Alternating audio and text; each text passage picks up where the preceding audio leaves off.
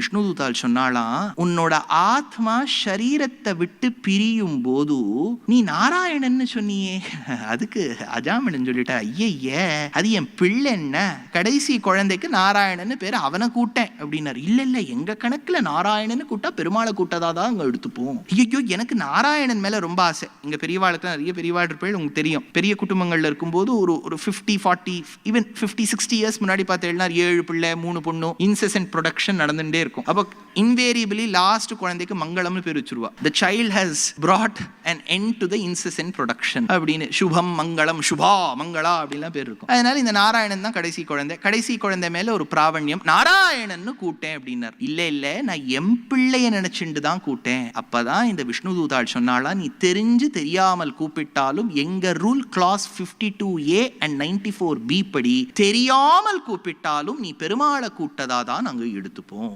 கோவிலுக்கு போறோம், பெருமானுடைய பிரசாதத்தை வாங்கிக்கிறோம். வாங்கிக்கும் போது முதல்ல கையில வாங்கணும். பல இடத்துலையும் இப்போ காய்கறியோ இலையோ வச்சுன்னு தான் பிரசாதமே வாங்கிக்கிறோம். ஏன்னா அந்த கையில எண்ணெய் பசை பட்டு விட போறதே, நெய் பட்டு விட போறதே, அது என்னவோங்கிறதுக்காக இப்பெல்லாம் நிறைய இடத்துல தொன்னை கொடுத்துட்றா, இலை கொடுத்துட்றா.